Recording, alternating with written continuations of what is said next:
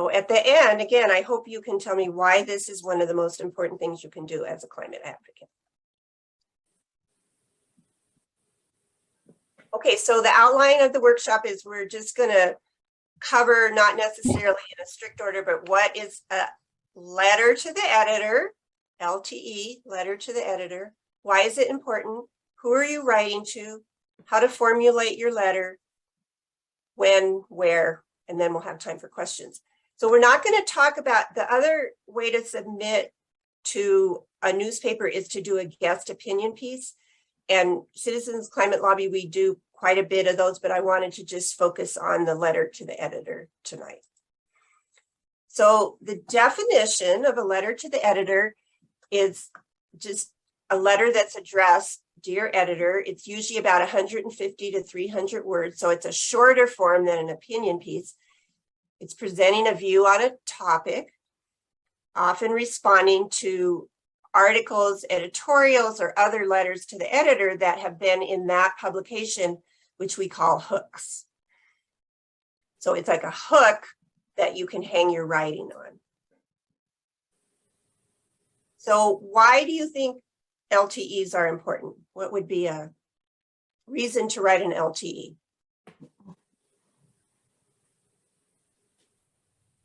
If you're concerned about something going on in the community or the world. Right. And you just have to state your opinion about it. Right. It's a way to express your opinion to your neighbors, to your community about what's going on in the community or what's going on in the world. Anyone else? I think they're important. Well, because when I read LTEs, when they are well written, I am very grateful for them, and I am sometimes persuaded or influenced by them. And I certainly love to hear a personal voice from a member of the community. So I think they have a great impact. Very good, Cynthia. And my 3 newspapers, I tend to go to the opinion page first because I like to read the letters to the editor. So I think they're really interesting. So, yes. Oh, muted. Sorry.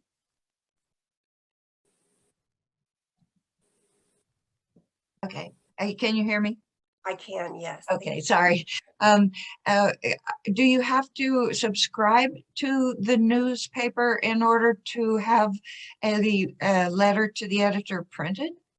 So that's a great question, Luann, but we're gonna hold on to that because we're gonna come to that in a little bit. It's a really important question. Okay. So actually it turns out that your primary target is your member of Congress.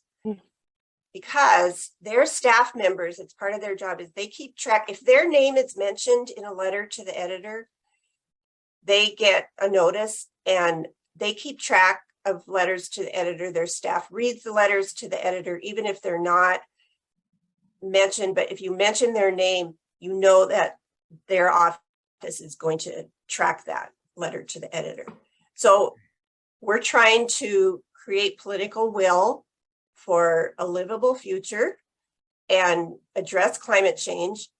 And one of the ways that we have to do that is through our elected officials. So members of Congress are the primary audiences. This is the philosophy that we use with Citizens Climate Lobby because we're focused on federal legislation. So they also indicate to the newspaper editors what topics are of interest, whether they print the letter or not, because they're going to read all the letters that come in. It shows readers that the topic is newsworthy. Perhaps, like Cynthia, you might change your mind or even be encouraged to act. We've had people who read a letter to the editor and then got in touch and joined CCL. So they make your group visible and can attract new members. And then the other thing is you're educating your newspaper's readers. That's a big one too. You're educating, that's not that you're going to, do a little lesson on climate change, but you're helping raise awareness. So the audience is to keep in mind members of Congress, editors, and then readers to inform, motivate, and recruit. We're I think having a meeting. The Missoulian has a new head editor and a new opinion editor, and we're trying to set up a meeting with them next week to say, this is who we are, this is what we do, we love to be a resource, and we would like you to please ask, when you interview candidates, to ask them about climate change. So, educating editors and showing them that the topic is important. Okay, so here's our formula. There's a basic outline, is that you start off by referencing something. None of these rules are ironclad. None of these rules are ironclad. These are guidelines. So if you want to write a letter to the editor about a topic, something that's going on in the community, you can do that. But in general, you reference something in the news or a specific part of a news story from your local paper. Transition into how that news relates to climate change, identify a solution, and present a call to action. So I can read this out loud, or can you read it? I'd like you, do you want me to read it out loud, or can you read it yourself? We can read it. Okay, so I'd like you to try to identify those parts that we just reference to a prior article, kind of stating the problem, presenting a solution, and then a call to action.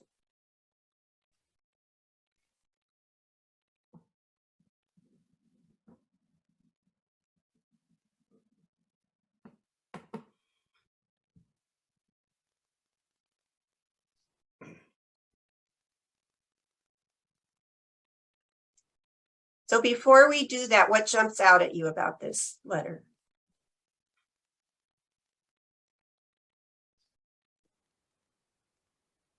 Well, What feeling does it give you? Sorry, go ahead, Peter. Well, it mentions the members of Congress. Yep, That's very good. all three of them. It has a really good flow. Mhm. It relates to how scary the fires are, right? It relates to the reader, and goes on to in a very readable way talk about the facts, and then it goes into solutions.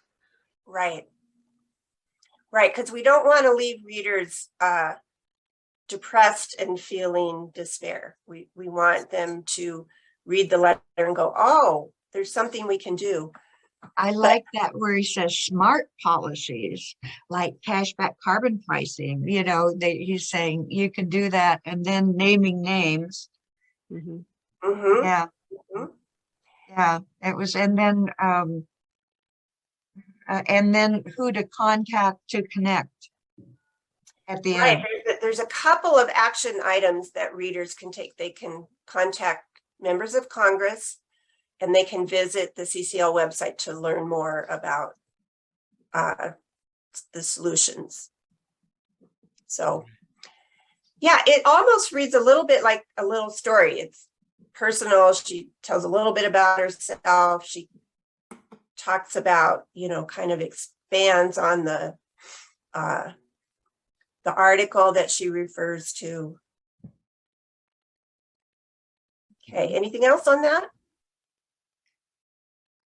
Well, one of the things I think letters to the editor does is start to shift the culture. We're talking about something people aren't used to talking about. They don't even know that there are other ways of looking at the issue or places to turn to. I mean, that's really an important thing. It's very important, Peter, and there's some messaging that we're trying to counter that comes from the fossil fuel industry and some of our politicians who are very supportive of the fossil fuel industry, and that is that this is going to cost a lot of money, it's going to add to inflation, it's going to damage the economy. And that's simply not true. So again, in terms of educating, not just the readers, but the politicians, like, Yeah. that's not true. So yeah. Okay. So here's some do's. If responding to a printed hook, sooner is better. Anybody want to jump in and try to tell me what a hook is? It Something, links what you're saying to a previous article. Right. You can just think of it. You're hanging your letter to the editor on something that was in the paper or something that happened in the community. So it's hooking you in to write a letter, and it'll hook the readers into. say something. A hook is a quick catch, like catching a fish on a hook. It catches your worm, your words catch their eye, and they bite. I like And it. It's, I like it, Gail. That's great. it's how you're supposed to start a lesson. It's how you do a lesson plan. You start with something that grabs your audience. Exactly. And we are looking for excuses to write about climate change. So that is the hook that we're looking for. So yeah, that's great. So if you're responding to an article, you want to include the title and date of the article in the first sentence. This is, again, the CCL ethos is that we are always respectful. We don't criticize people. We don't call people out. We are respectful. We try to find common ground. We focus on solutions. Not that we can't present, this is a problem and here's the statistics, but in a respectful manner. So it's okay to have some dire figures or numbers, but you want to balance that with solutions and hope. And I'm happy to share this PowerPoint with you if you're taking notes and you feel like you're not catching everything. I will share it with Peter and he can Well, share we it. are recording tonight. And so- we're recording, yes. So if possible, mention your member of Congress name if possible. But if you're writing to a local official, you'd want to mention their name. As I said, CCL focuses on federal legislation. So you have to know the word limit for the newspaper you're submitting to. Most newspapers have a word limit for a letter to the editor, and we'll come back to that. So timing is important. The sooner you submit in response to a story, the more likely it will be published. That's not a hard and fast rule, especially for smaller papers. They are, I think, able to print most of the letters that come in. But with a larger paper like the Missoulian or the sooner it gets in, the better. While that news story or that article is still fresh in people's minds. Okay. Again, this is another take on be respectful.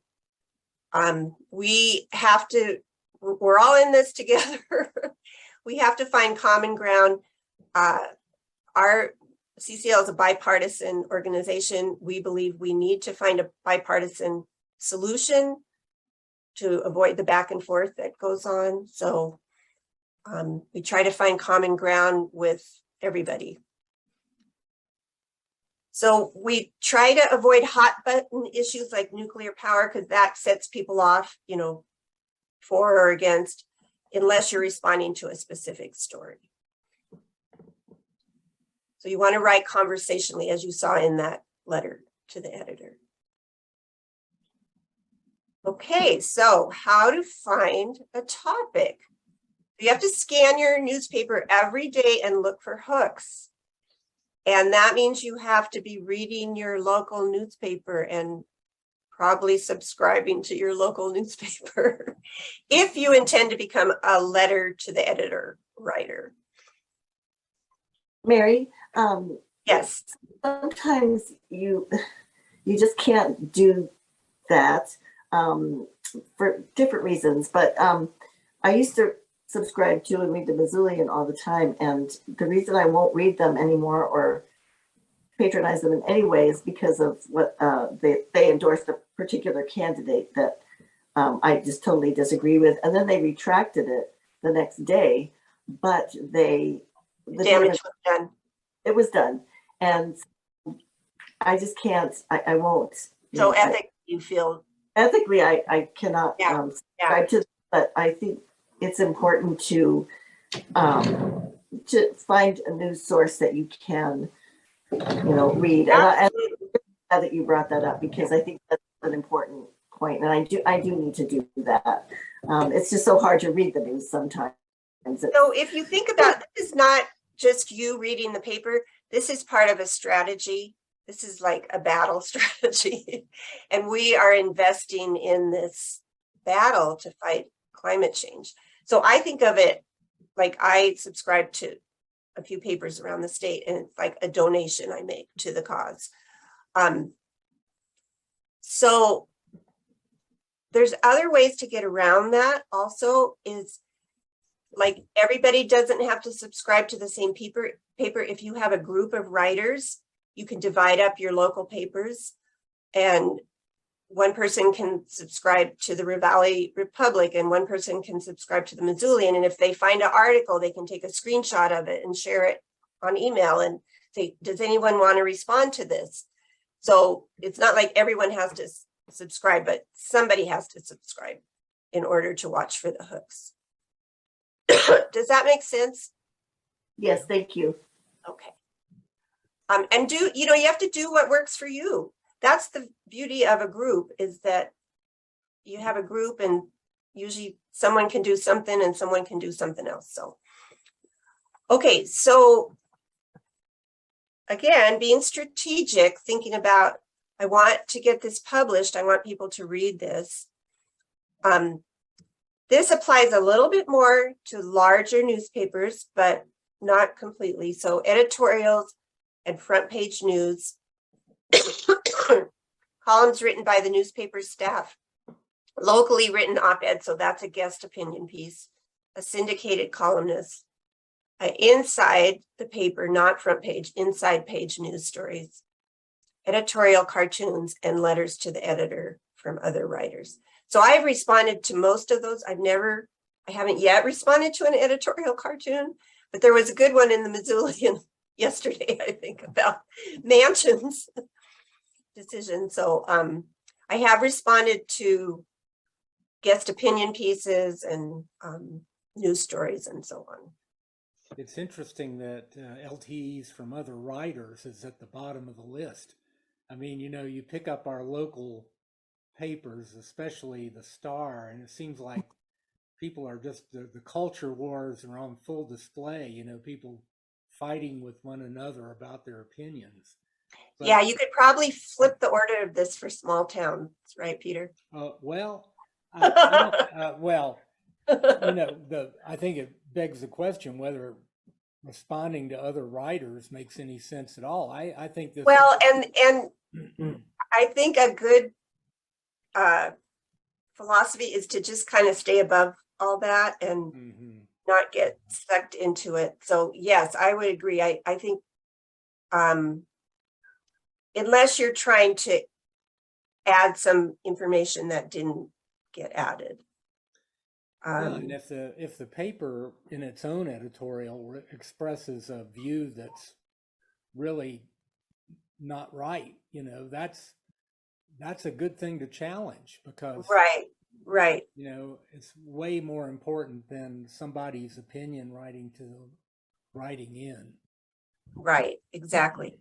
And I notice when I read something and I get kind of a little energy surge, I get an emotional reaction. I'm like, oh, okay, there's something there that I want to respond to. Let me think about writing a letter to the editor. But sometimes I have to take a breath and, calm down and think, how can I approach this in a respectful way? And it's always nice to start off with an appreciation, either an appreciation of some good intention maybe that person had or that writer had, or that they're involved in the conversation or whatever it might be. But to find something to appreciate, so you start off on a positive note, then you bring up some counterpoints, and then you end. And here's a solution that would address all of our concerns or both of our concerns. Mhm. Okay, yeah. Okay, so this is an example of a letter to the editor on a local issue. I think this is from last year. I'll let you read it.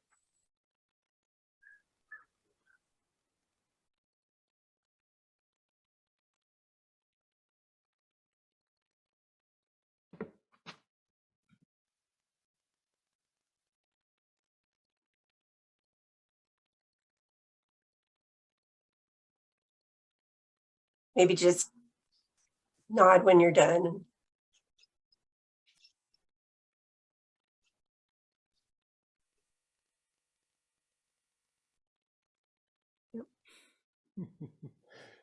This is almost like haiku of intensely important points. Right.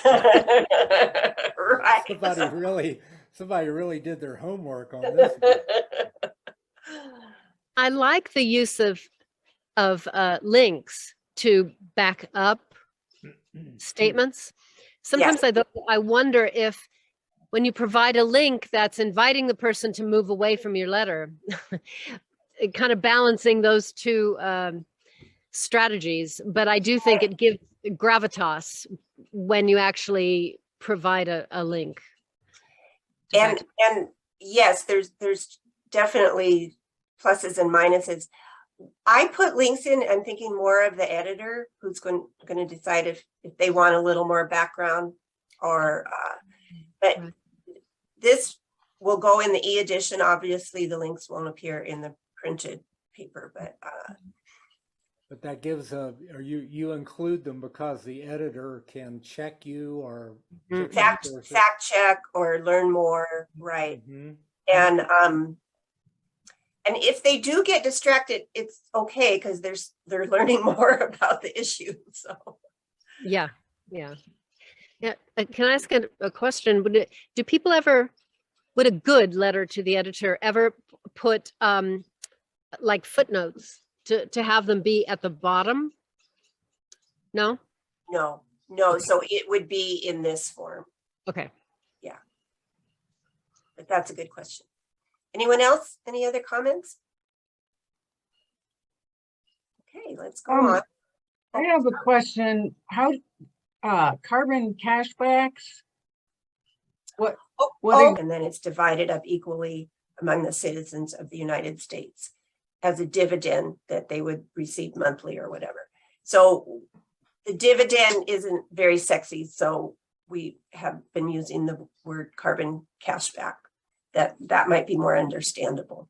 But the cash is to pay for transition to other sources of energy and so forth. Yeah, and there's a whole spectrum of opinion on all the money should go to the citizens. Some of the money should go to the citizens. Some should go for investment in clean energy. But Canada has a carbon fee and dividend program, and part of the reason. So it's a good selling point when you're trying to pass it, if you can say you get the money back. And this money can help you pay for, there'll be a temporary increase in energy costs and the dividend can help you pay for that. So it's kind of almost like a marketing thing to voters that they will receive a personal benefit. Thank you. Okay, we don't have to read this, but this was an opinion piece that was in the Missoulian. Well, it was in all of the Montana papers by the United States Ag Secretary, Tom Vilsack. So we wrote a response and tried to get that out to all the papers that were, that it had appeared in across the state. Let's see here. I wonder if my slides are out of order. Okay, so where do you submit your letter? You can submit it to your local paper by mail, email, or through the paper's link. And you want to be aware that each paper has specific requirements and number of words for their letters to the editor. So you can subscribe. So someone asked about subscribing. In most cases, if you are a subscriber, that helps the chance of getting your letter entered, published. And if you submit as I said, we subscribe to papers around the state. And when we submit our letter, we can say, I'm a subscriber to the Sydney Herald. Because my address is Missoula, and they're like, well, what do you know about it? But the idea is I subscribe to the paper, I'm reading the paper. Maybe I grew up in Sydney and I'm still, so you can submit letters to your local paper, any paper you subscribe to, and any interest group publication you subscribe to. Well, not any interest group publication. For example, we have a couple members who subscribe to it's the Ag Report. It's an agricultural journal that comes out once a month, and they print letters to the editor, as it turns out. And we've had a few letters to the editor. So that's a publication that farmers and ranchers are reading, and we want to reach them. So you can be kind of creative about, you think about who are you trying to influence? And we all are trying to influence conservative readers. So that's part of our task, is to reach out, connect, find common ground, find things that are important too, because we have a lot of conservatives in our state. Okay, so this is the Ravalli Republic. This is a screenshot. And this is the E edition, and you can see that I'm on the opinion page here. I went here and clicked here, and here's letters to the editor, and then here's submit a letter. So if I click that, I would get this form with first name, last name, address. Whoops. You fill out the form, you enter, you cut and paste, put your letter here, and right here is the limit. You have 250 words. If you go over, they won't accept your letter. Mary, a question about that. Is there a good way to count your words other than just like 1, 2, 3, 4? I mean, there's got to be a trick. Right. Well, if you're working on a computer, there's the word count tool, and so I'll use that frequently. And a couple of times I've been like, oh, I think this needs to be an opinion piece, because I can't say what I want to say in a letter to the editor. But yes. Will they publish it as an opinion piece if you submitted it as an LTE that's too long? Or do you no, you have to submit it differently. Okay. Yeah. So if you use this electronic form, you have no option. If you go over 250, you're out of here. But you also can submit by mail. But you still want to make sure that you're meeting their word limit. Okay, thanks. And the Ravalli Republic, does like to have free content if it's good. We've had articles written by BCAG board members on climate issues, drawing from our science primer. So if it's a good points you're making, we can often see it submitted. Well, and you got your announcement for your event on the front page. That was very impressive. We sure did. So the Bitterroot Star, is that a free publication? The Star is free, yes. Okay. And it's once a week, I think? Yes. So, but they take letters to the editor. Here's the online form. And this, I love, you have 50,000 characters. Which I think some writers actually use up.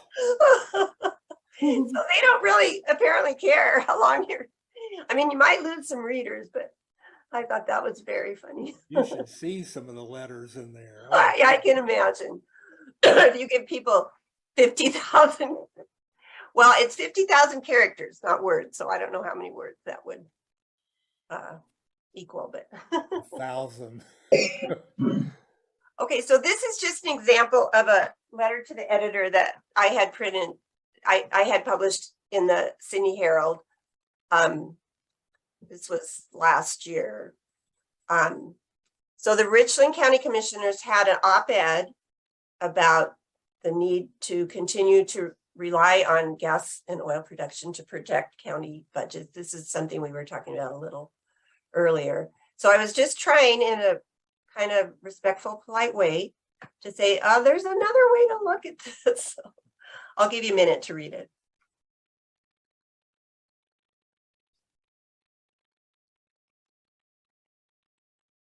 Wow.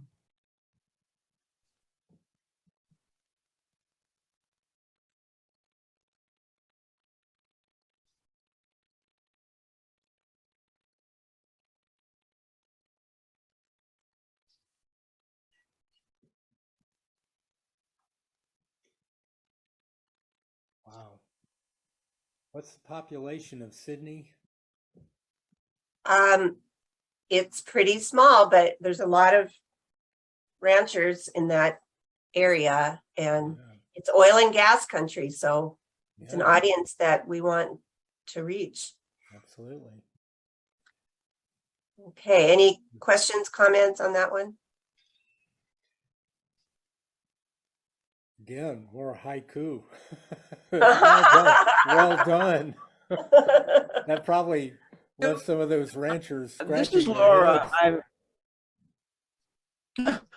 This is Laura, Mary. Do Oh, you hi. ever get responses back to your letters? It's I'm on phone. Well, I'm not on the phone, but if I turn on video, I lose you. I've Oh, you're got low great. internet. Yeah. Hi, Laura. Thanks for joining us. Yes, no, that's a good question. And I think I got a response to this one, you know, that you can make online comments. I think I've gotten a online comment from a Montana Standard that were not positive, but I have also I've gotten letters, like a couple from Billings wrote me a letter. I don't know how they found my address to express their appreciation for a letter to the editor that I wrote. And I have had a couple people who have joined CCL and said, yeah, I saw letters to the editor and learned about your organization. So it's rare to get a response. So you just have to trust that people are reading it and thinking about it. Oops, sorry. Okay, so it's more fun to work as a team. We have a print media writing team of CCL members. It's a statewide team, and we meet once in a while, but we have been organizing ourselves for about 3 years, and we have spreadsheets, and we have, you know, readers. We have a list of who's reading what newspapers, and then we have letter to the editor writing parties where you get together on Zoom, or you could get together at a coffee shop and you talk about what's going on in the news, and you take 20 minutes to start writing a letter, and then we do it on Zoom. We haven't done it in person, but and then people will share what they've written if they want to. So it's nice because it's a set time where you actually start working on the letter.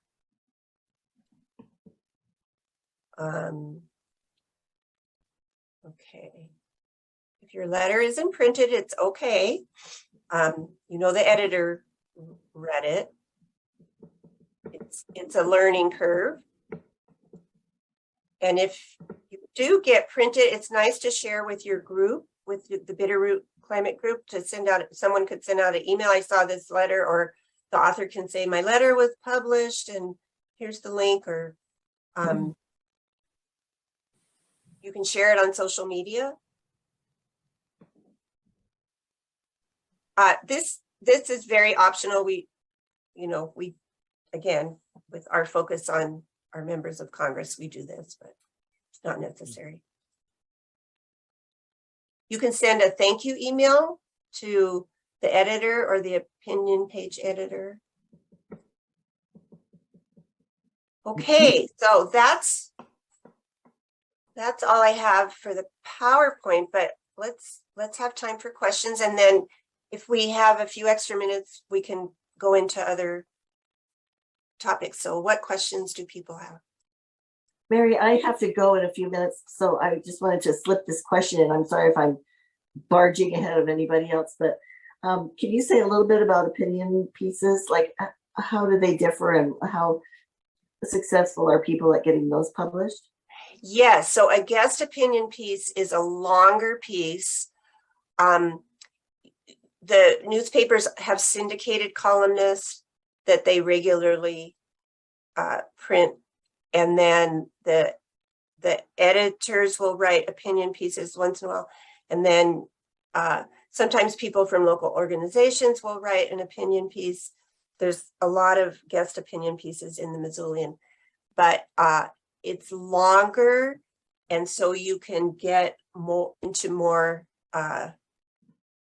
depth into your subject. And I can send you a couple of examples if you'd like. I can send to Peter of guest opinion pieces that we've had published recently. Do they ever publish them from just regular people, or you have to be pretty much? I'm a regular person. They publish. I've had a number of guest opinion pieces, and we always identify that we're a volunteer with Citizens Climate Lobby, and you could identify, you have a lot of weight as a climate advocate, a volunteer with Bitterroot Climate Action Group. And editors, for the most part, they're paying attention. They're concerned. They tend to welcome pieces on climate. Thank you. They do. Yeah, thank you, Peg, for joining us. And other questions?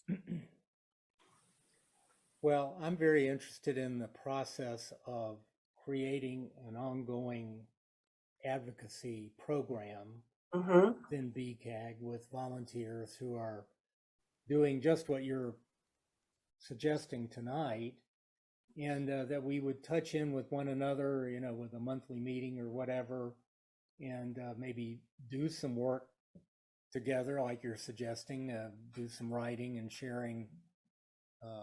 Yes. Well, and on that note, Peter, I wanted to mention that I would recommend that you all join Citizens Climate Lobby. Not that you have to be active members of Citizens Climate Lobby, but if I can share my screen again. Oh, sorry, Peter. I'll give that back to you. I was just trying to the reason being is that they have tremendous resources. They have tutorials on how to write a letter to the editor. They have a staff person who is dedicated to print media work, and she holds workshops and letters to the editor writing parties. They have topic ideas, and so that is just a nice resource. Here, let's see.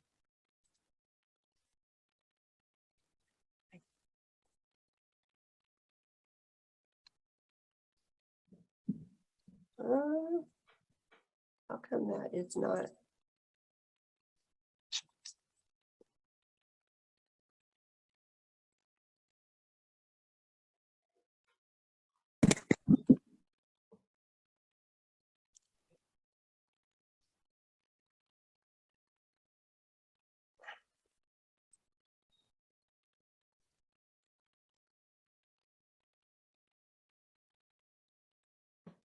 Oh, did it, can you see that? Yes.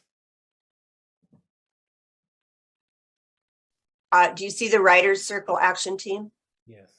Okay, so this is part of what I'm talking about. There's just a lot of resources here. There's a blog. We had a member wrote about the flooding in Yellowstone and shared that here.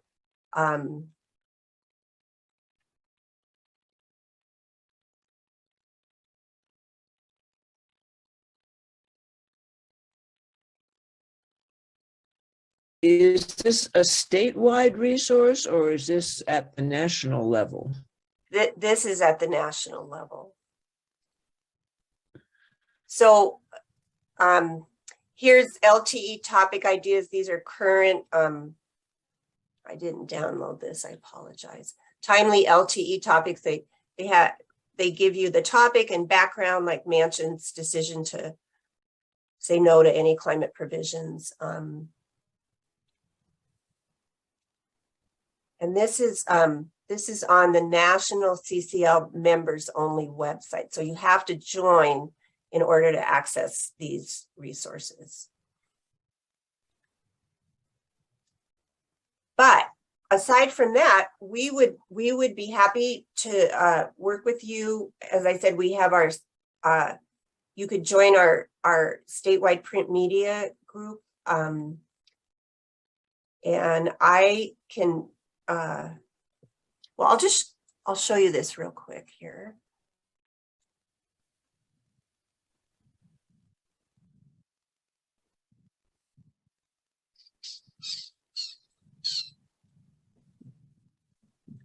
So this is our list of the newspapers in the state and who is the reader or the gleaner, the subscriber for that newspaper.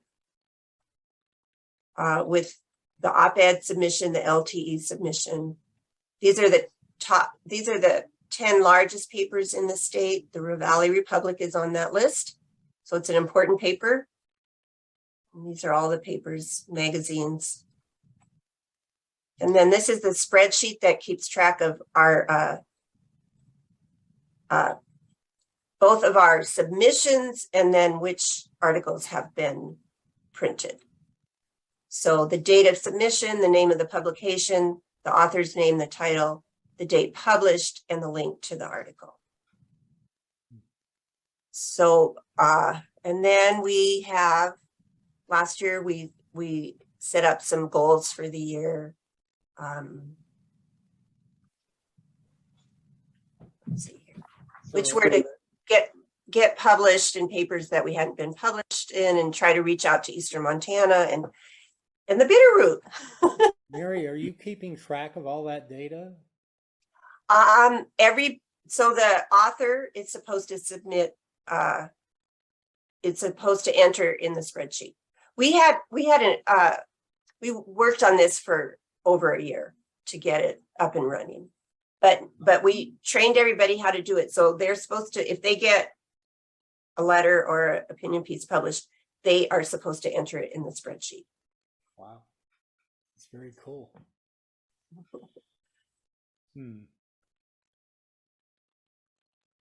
Other questions?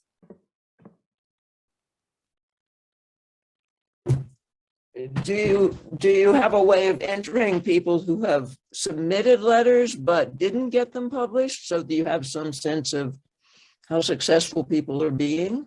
Yes, Laura, because that's important to know, right? That's an important piece of information. So we do on that spreadsheet.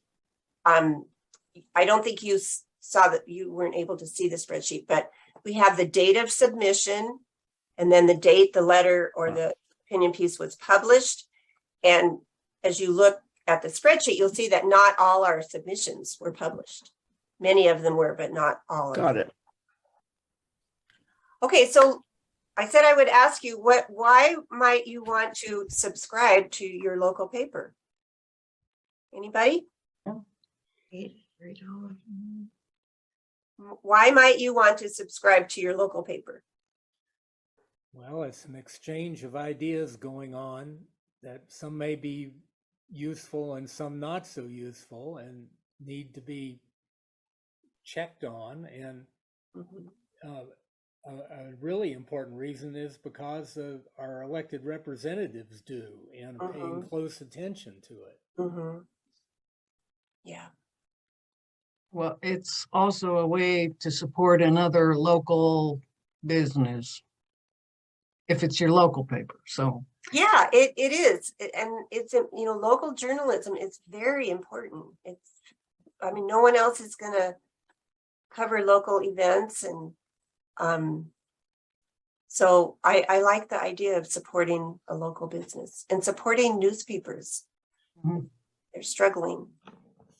Indeed. I also think I'm pretty committed to this cause, so I'll take the time to read a more technical article that the typical reader might not read.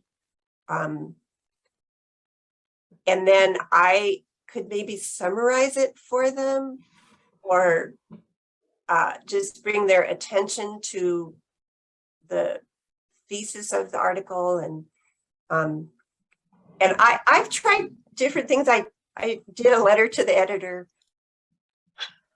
I was getting really upset, I think. Did you read the headlines that creatures from outer space are burning our forests and drying up our rivers? No, actually it's us, you know, so you can kind of have fun with it. Right.